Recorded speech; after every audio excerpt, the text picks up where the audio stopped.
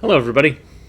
I'm Skip Elsheimer. Welcome to the AV Geeks Lunchtime Streaming Show, where it is the evening of the night before that you're watching this. I am either in a waiting room or I'm about to be wheeled into a room where they're going to put a camera in my bottom.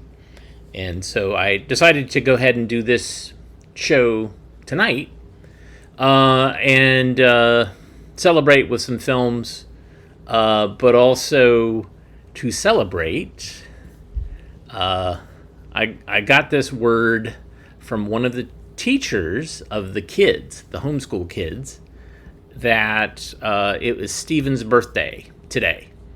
And so, where am I? I can't find myself. Where am I? Oh, there I am. Okay, sorry. Anyways, Steven, in case you don't know, is the kid who did this wonderful illustration of me wearing an I Heart Film shirt, holding a film up high. Very much surprised me. It was him and I think 3 or 4 other kids that were the teacher, homeschool teacher, let them watch my lunchtime streaming show because they thought, it was like, well, it's kind of educational. And then I got like all these amazing things sent to me. All these amazing illustrations, these letters. Bless their heart, they're all writing in cursive, which is just nuts. And then here's some of the other things that Steven has drawn. This is me in a film reel mobile. It's a film 1000. And I'm driving, and it's a gas vehicle, because you can see there's exhaust coming out. Or maybe that's vinegar smell. Then there's me on Christmas, and open up a box, and I'm super excited because there's films in it, and there's a calendar right there of films. It's very nice. Then this one I particularly like, me getting stuck in my new telecine, and this is a drawing of the archive where my room was, and there's a drawing of the clown Thanksgiving painting, the club, the AV Geeks banner, and then I don't know what that is, but I'm saying, help, I'm stuck. I wish I could climb into it. That'd be great. And here is me holding a film that I've been looking for 20, 30 years, Count Spirochete. It's an animated film about syphilis. I think it's a Navy film, but I'm super excited because I have it, but in real life I don't. And then at some point, they watched an episode where I mentioned that lasagna was my favorite food. And then I got a lot of lasagna stuff. So here is a drawing of me wearing a lasagna lover apron, and I'm going to the lasagna stockpile room. It's filled with lasagna, microwave lasagna. And there's a microwave, and then there's coffee below that, and then there's the film archive door. So that could still happen. When we get back to the archive, maybe I will have them put in a lasagna stockpile room. This is me driving, or me with a bunch of films, and I'm shopping for lasagna as well, but they're all sold out. There's banquet meals. There's microwave breakfasts and microwave pizzas, but no lasagna. It's tough. This is me posing with a giant reel of Count Spirochete. Either that, or I have shrunk down to the size of the reel. I mean, you get why this is awesome, right? I mean, because I've never met this person, and they've dedicated all this time and energy to me, exalting the wonders of 16 millimeter film and lasagna. And then there's one here, he wrote a letter, but there's me chasing after a film that's rolling down a hill. Now, I have never done that before, but I have chased film reels that have fallen off of projectors, just not down a hill. And so, that's one of the things they did. They did this amazing AV Geeks board game, which is like Candyland, but it's film related. Pretty amazing. And then they also made this amazing diorama of me in my element, and really just phenomenal. So happy birthday, Stephen. We love you. We sent you some gifts that we hope you like, but keep watching. Even though you might be aging out of it, we appreciate it. All right, so now we're going to watch some films. And what do I have lined up? So 2 animated films about cancer. Super exciting. Excuse me. One is Three Faces of Stanley. One is featuring Mr. Magoo and Jim Backus talking about cancer. And they both hint at the fact that at some point you're going to have a camera in your butt. Then I looked at the letters that Stephen had sent me, and he particularly liked Pitch In, and he liked Vicious Cycles. So we're going to watch those as well. So let's all wish Stephen happy birthday in the comments. Wait a minute. You were looking at that blank screen that whole time. I'm sorry. Yeah, so let's wish Stephen a happy birthday. And let's watch some films. And I should be back on Thursday, where I will be able to have solid food, and I'll be excited to see everybody. So everybody take care. Thank you again, Stephen, for all that you've done, and we hope that you have a great year. Let's watch films about cancer. Enjoy!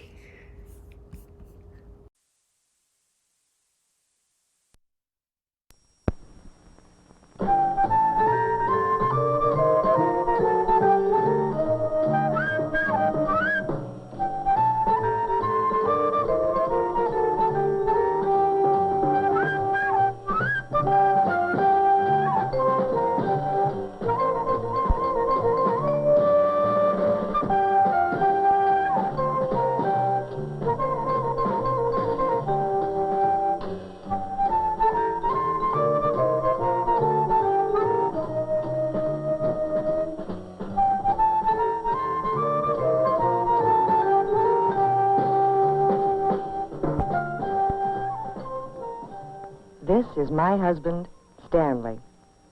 Stan's just a shade past 40. He works hard, takes good care of his family, plays a little golf, enjoys a ball game now and then,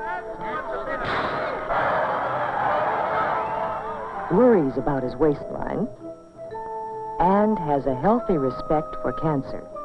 He's alert to cancer's 7 warning signals.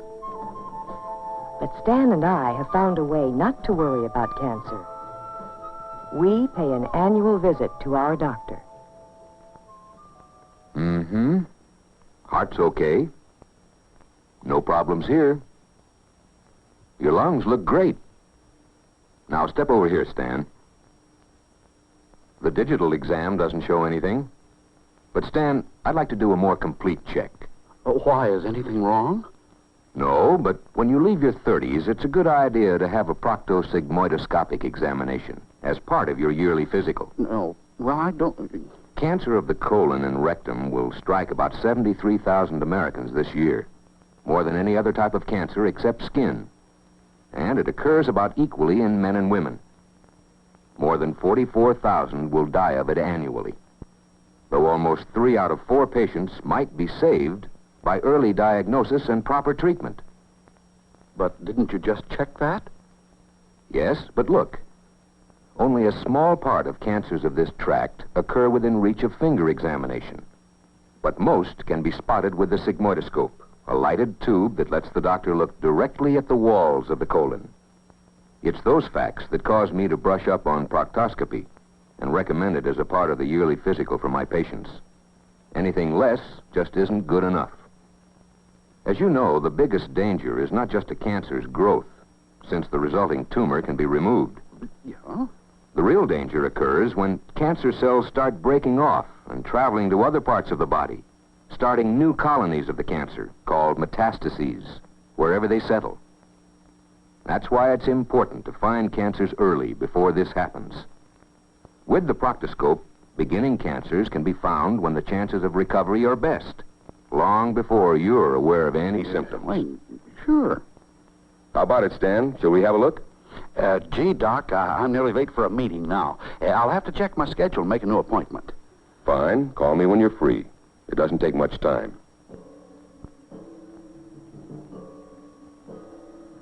More than 44,000 will die annually.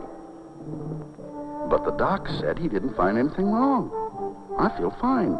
So why am I worrying? Almost 3 out of 4 patients might be saved by early diagnosis and proper treatment. But he said I could have cancer right now and not know it, and still feel fine. And that's when the chance of recovery is best. Oh, I hope it's terrible.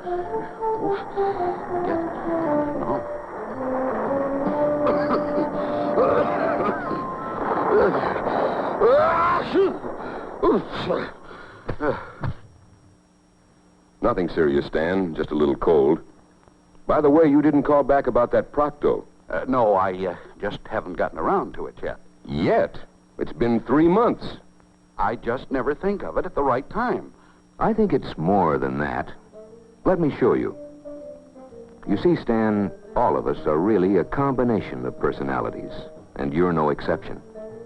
There's the childish aspect of your personality. Let's call him Stan Jr.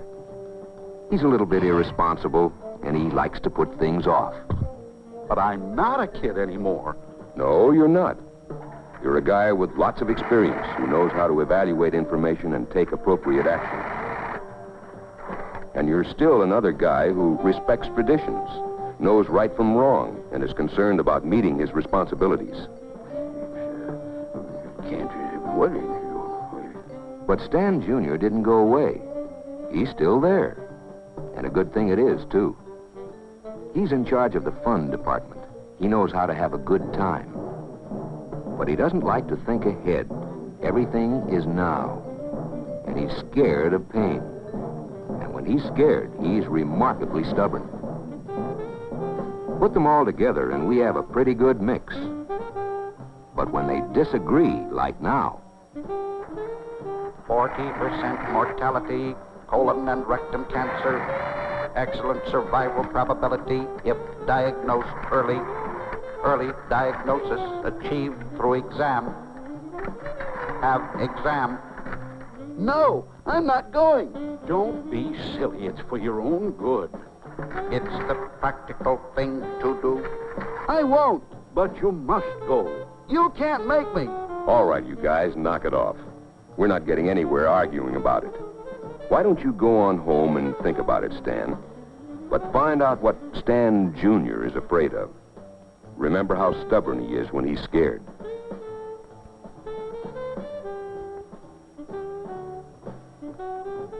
Find out what Stan Jr.'s afraid of? Well, what is he afraid of? Doctors poke and hurt, and they say it won't hurt, but it does. And they use big words so you don't understand. And they sneak up behind you. Rubbish. That's ridiculous. Whoever heard of such a thing? But fear is not always reasonable. What else? Maybe he'll find something wrong. That'd be real scary. He can't find something unless it's already there. And if it is, it won't get better by itself. Yeah.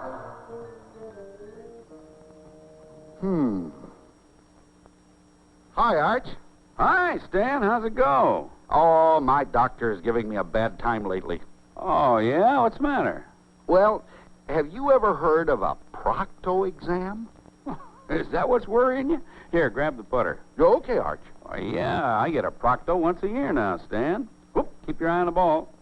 But didn't it hurt? Weren't you embarrassed? Hurt? No, it's just a little bit uncomfortable. And embarrassed?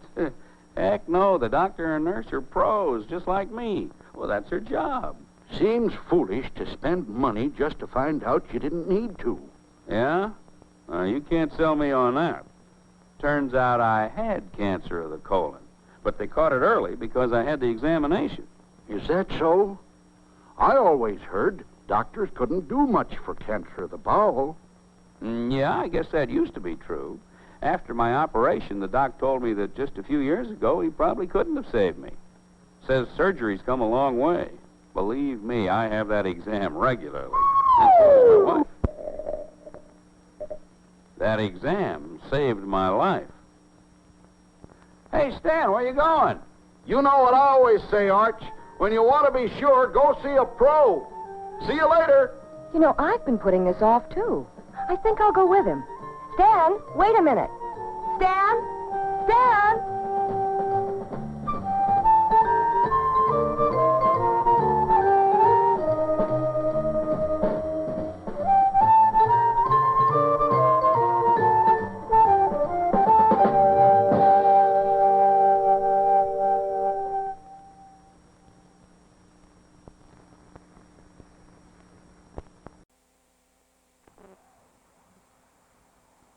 With something you can see.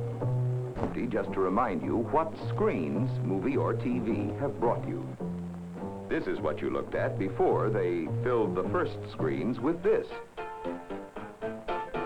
This. This.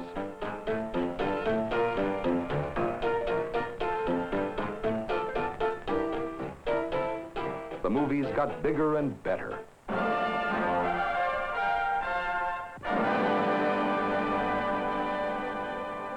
As they grew, they mirrored us all.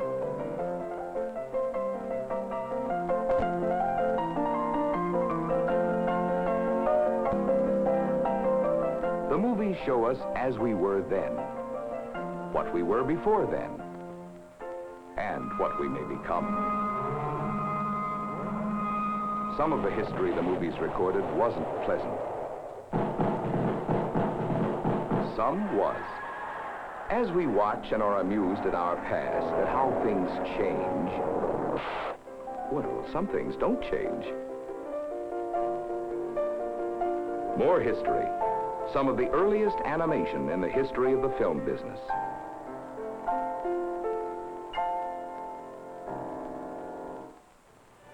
Animation grew bigger and better, too. At first, it was believed that animation could only use humor. But soon they found that sometimes a drawing was clearer than a picture. Or a drawing could take you where a camera could never go. Incidentally, this hand belongs to Steve Basusto, head of UPA, the studio that created Mr. Magoo. The gentleman making the noise is Jim Backus, who has been Mr. Magoo's voice since the day Magoo was born. You know, as an animated creature, I can do all kinds of things that human beings can't. For example, well, I can be serious, and and by being funny, I hope I can make you watch and think about something that maybe you don't like to think about. What Jim is trying to say is that we just finished a picture about a problem. The problem is making you help yourself by facing some facts. But since pictures are better than words, in a word, here's Magoo.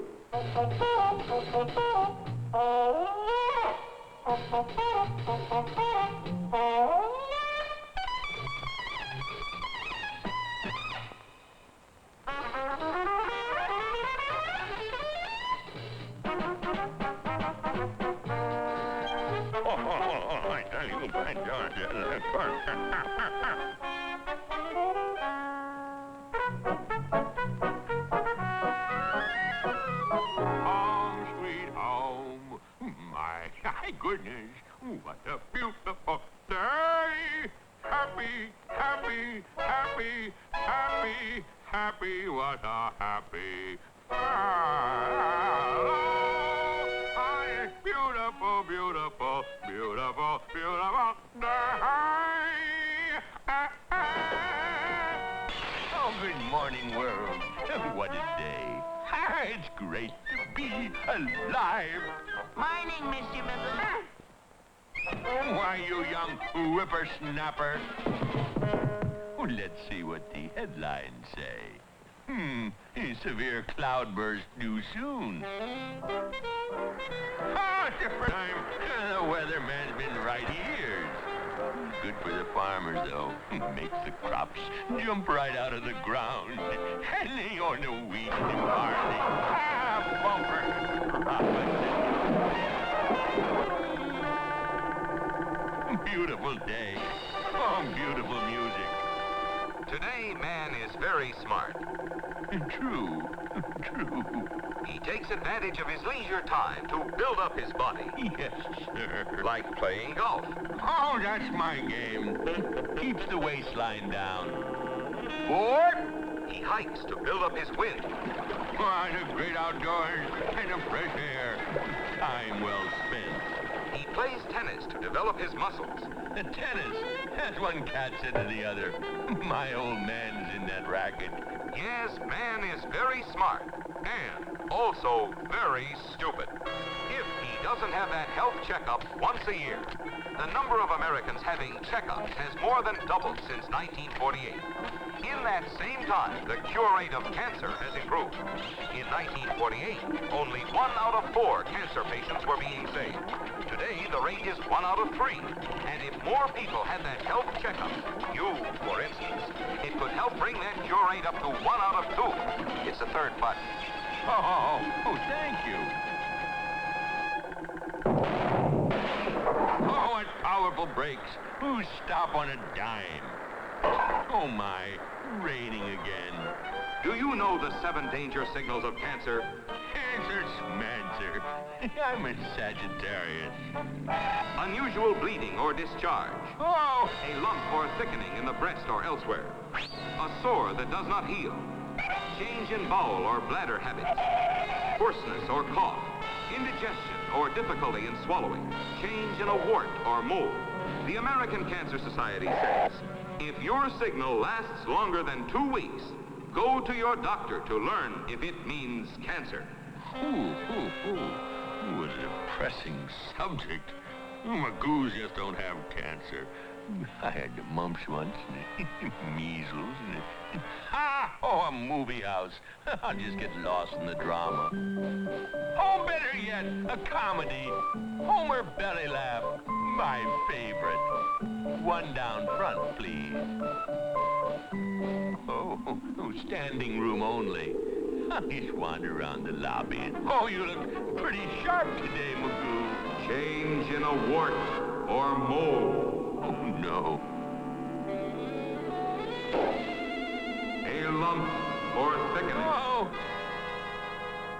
Oh, water. Give me water.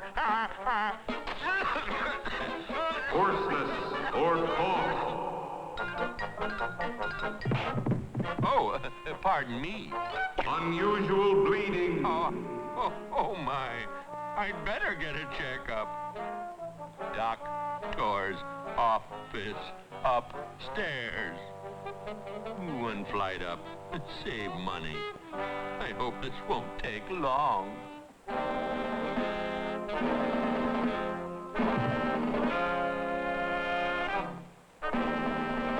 Oh, too late. I feel woozy. Oh no. No, dear. Well, cute little nursey. Why not? 1 last fling. How would you like... Next. Oh, this is it. Oh, last of the Magoos. Last of a dynasty. Say,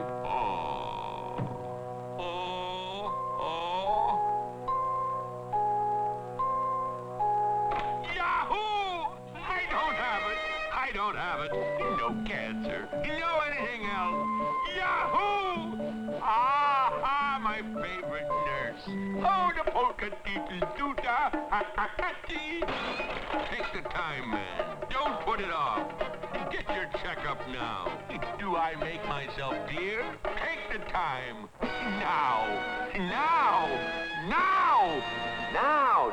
Now, get a checkup today. Today, right now. I have a P.S. to add to this picture. During production, we at the studio realized that we hadn't had a checkup. Well, as a matter of fact, I realized I haven't seen a doctor since the day I was born.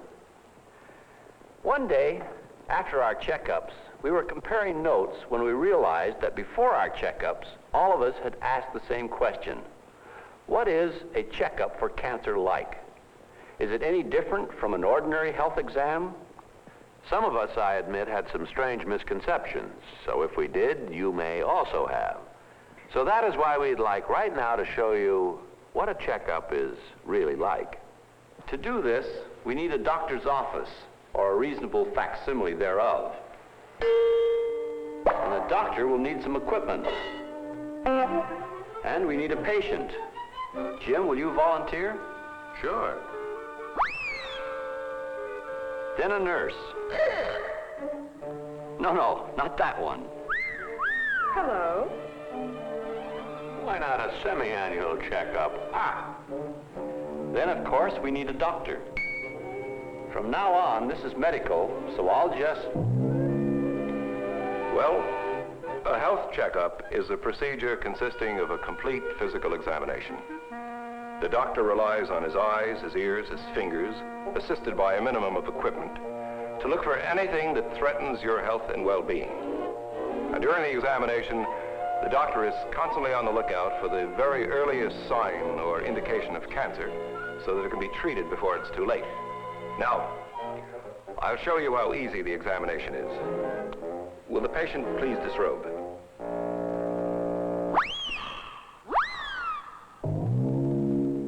I begin by taking his complete medical history.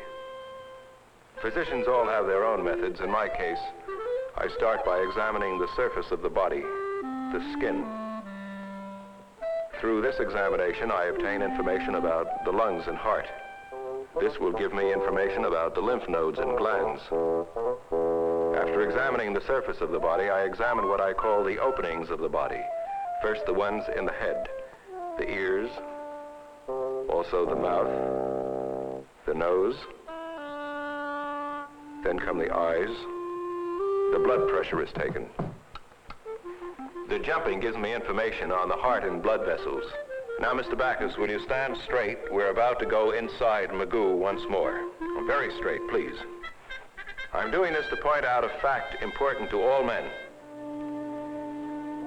About 1/4 of cancer in men occurs in this area. This is why a rectal and proctoscopic examination is so important a part of your annual health checkup. Another part of any health examination is the taking of a blood sample. This sample, along with a sample of the patient's urine, is sent off to the lab. Also, X-ray examinations. If your doctor detects any abnormality present, other special examinations may be made. However, the chances are overwhelming that when you walk out of a doctor's office, maybe you won't be without shorts as Magoo was, but you'll be feeling as Magoo did. Now, one last word. Learn the 7 danger signals of cancer.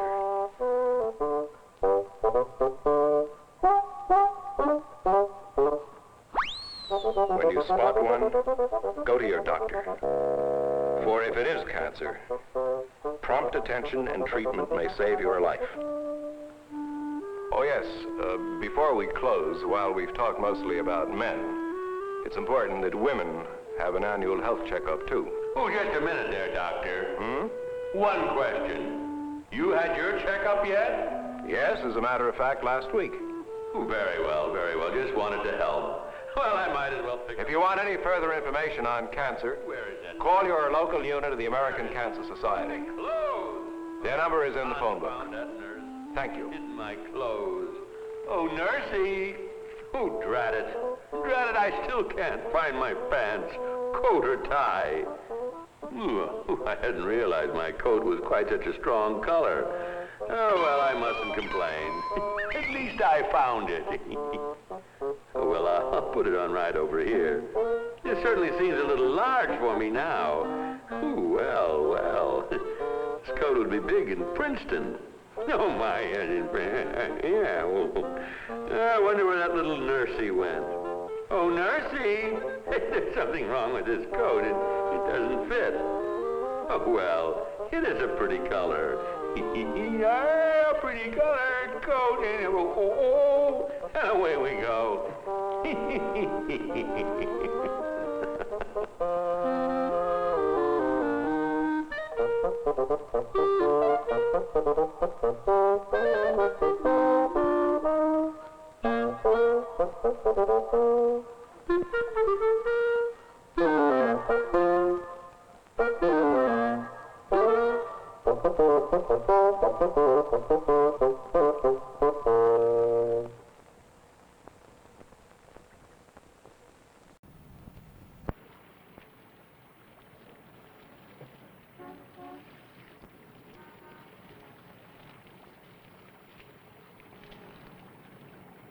Pretty neat, huh? Hi, I'm Jonathan Winters, and this is a pitch-in mobile.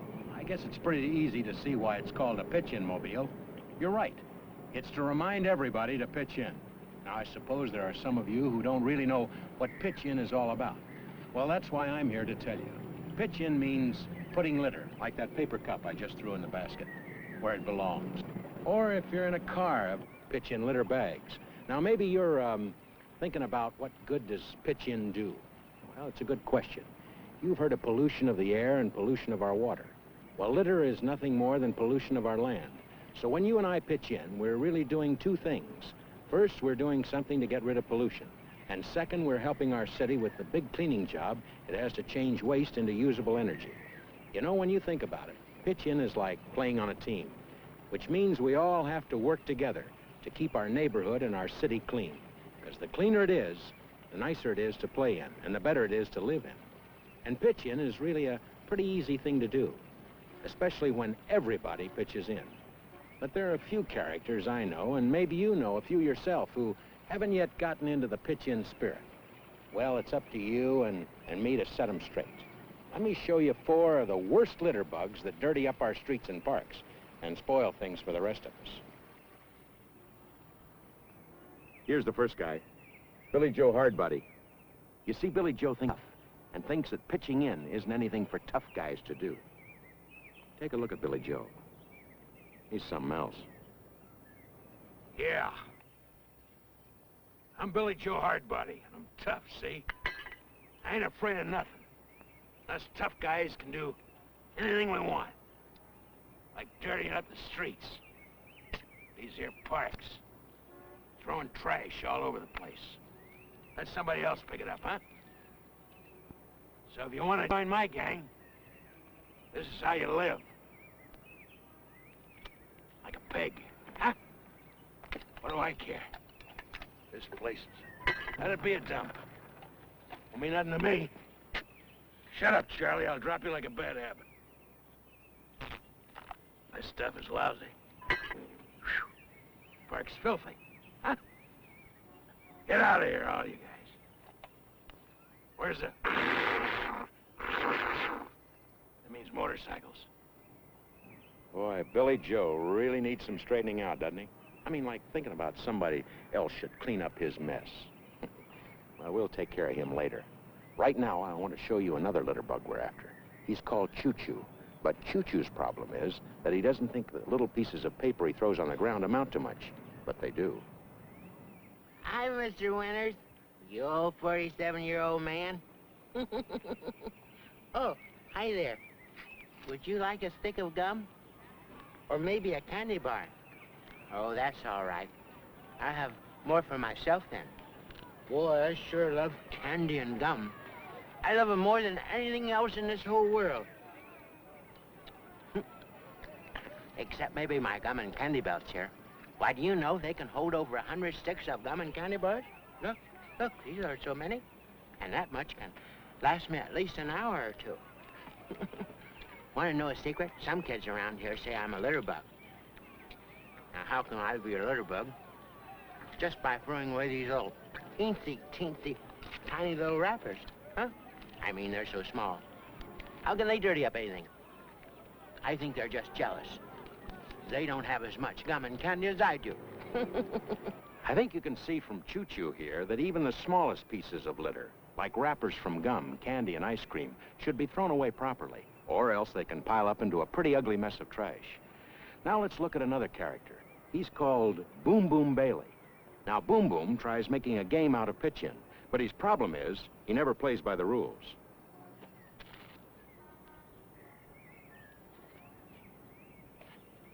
Hello there. I'm Boom Boom Bailey. Someday, I'm going to be a great big basketball star. Pay attention. Just watch this jump shot. See, I'm faking the guy. Faked him out. Shoot. Oh, shoot. I guess I got to work on that jump shot a little bit. You know what a kid called me the other day? I want to tell you what he called me. He called me a litter bug.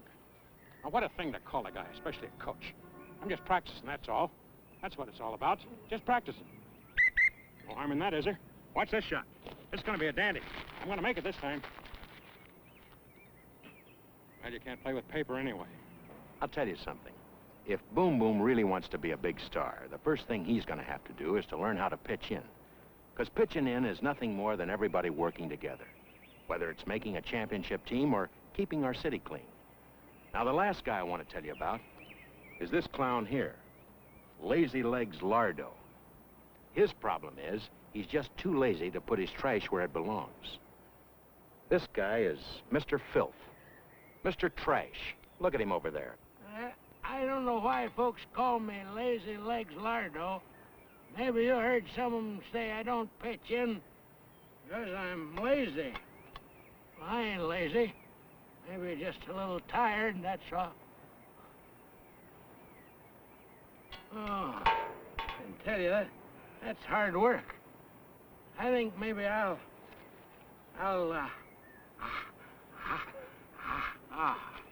rest a spell.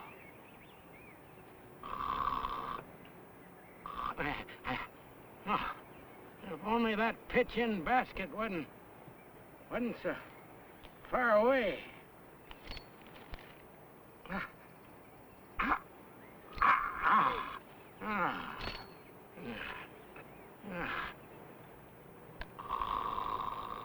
Well, there they are, the filthy four. Some of the worst litter bugs in America. Calling pitch-in mobile number 1. Come in. Pitch-in mobile number 1 reporting. The filthy four have been spotted littering the north end of the park. Proceed with caution. They are armed with litter and considered dangerously dirty. Okay, I'm on my way. Say, how would you kids like to help me get the filthy four to pitch in? Yeah! Okay, hey, that was real good. Okay, now, when you find them, what are you going to tell them to do? Pitch in! I'm with you. Right on. Watch yourself.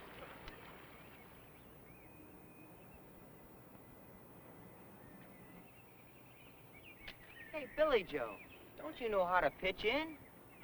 Yeah, I know how to pitch in. But I don't want to pitch in.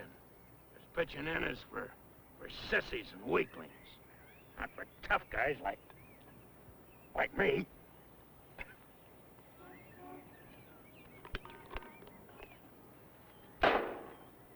What do you think about pitch in now, Billy Joe?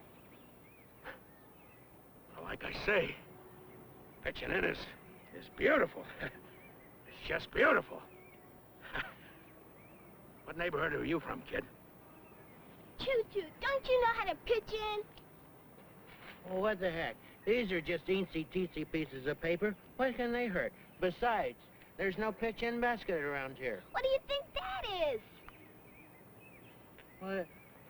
My gosh, that's a wire basket. But what does that say? It says pitch in.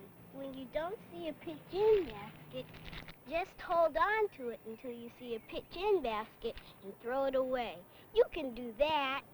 You're right. Now, never throw anything ever again on the ground. Boy, we've got to get busy here and pick this up and put it in there. Yeah. Hey, Boom Boom, how's it going? Huh? Where are you? Oh, that's okay. I just need a little more practice. You know, it would help if you followed through on those shots, like this. And if you miss the shot, just come in like this, pick it up, pitch it in, like that. Hey, I get you. Just kind of dunk it in, right? Right. Hey, this pitch-in's gonna be okay, kid. You're all right. What's this? Not bad, huh? 47 years old.